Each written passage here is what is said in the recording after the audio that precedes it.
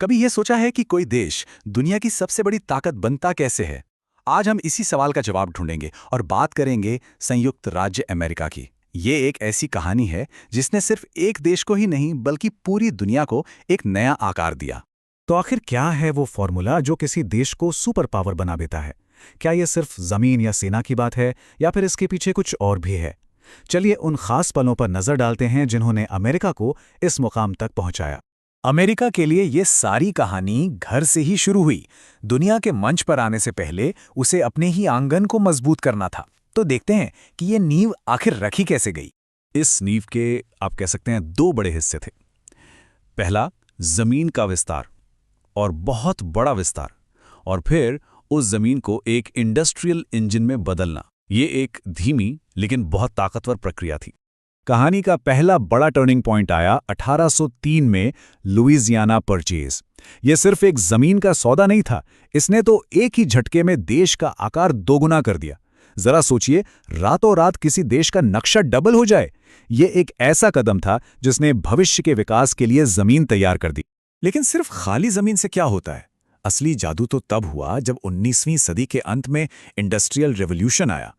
कोयला, लोहा, लकड़ी जैसे जो भी नेचुरल रिसोर्सेज थे, वो रेल की पटरियों और फैक्ट्रियों के जरिए एक जबरदस्त आर्थिक ताकत में बदल गए। इसी ने अमेरिका को भविष्य के लिए तैयार किया। तो ठीक है, घर तो मजबूत हो गया।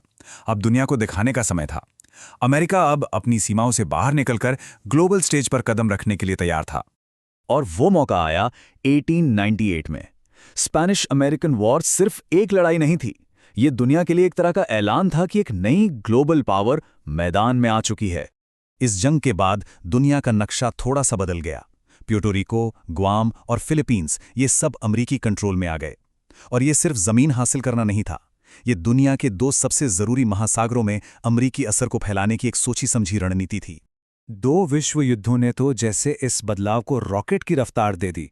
वर्ल्ड वॉर से पहले अमेरिका अपने इलाके का एक उभरता हुआ खिलाड़ी था, लेकिन वॉर के बाद वो एक ऐसे ग्लोबल लीडर के तौर पे सामने आया जिसका कोई मुकाबला ही नहीं था। उसकी मिलिट्री और इकोनॉमी दोनों ही बेजोड़ थीं। दूसरे विश्व युद्ध के बाद की दुनिया पूरी तरह से बिखरी हुई थी। ऐसे में अमेरिका ने सिर्फ एक दर्शक बने रहना नहीं चुना, बल्कि वो आगे आया और उसने दुनिया को एक नया आकार देने की कमान अपने हाथों में ले ली। इस नई दुनिया को बनाने की जो स्ट्रैटेजी थी, उसके दो मेन पिलर्स थे।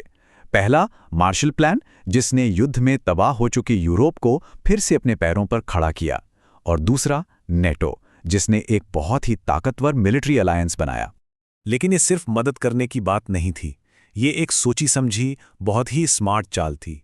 मार्शल प्लान ने अमेरिकी बिजनेस के लिए नए बाजार खोल दिए और नेटो ने सोवियत यूनियन के बढ़ते असर को रोकने के लिए एक मजबूत दीवार खड़ी कर दी। ये शतरंज की ऐसी चालें थी जिसने आने वाले कई दशकों के लिए अमेरिकी दबदबा पक्का कर दिया। अब हम कहानी के उस मोड़ पर आ गए हैं जहां अमेरिका दुनिया में एक ऐसी पोजीशन पर पहुंच गया जहां पहले कोई और देश नहीं पहुंचा था। 1991 में पूरा खेल ही बदल गया। सोवियत यूनियन के बिखरने के साथ ही कोल्ड वॉर खत्म हो गया।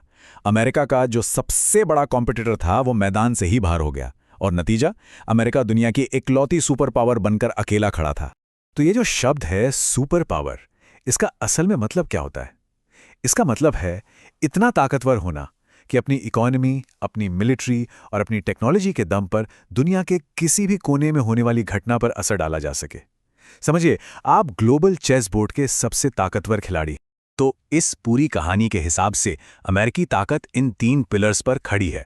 एक मजबूत इकोनॉमी जो दुनिया भर से टैलेंट और पैसा खींचती है, लेटेस्ट टेक्नोलॉजी जो उसे हमेशा एक कदम आगे रखती है, और एक ऐसी मिलिट्री जिसका कोई मुकाबला नहीं।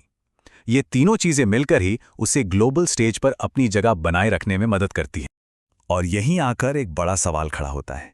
जब कोई टॉप पर पहुंच जाता है तो वहां बने रहना ही सबसे बड़ी चुनौती होती है। तो दुनिया के सबसे ताकतवर देश के लिए आगे का रास्ता क्या है? इसका जवाब तो शायद इतिहास के अगले पन्नों में ही लिखा जाएगा।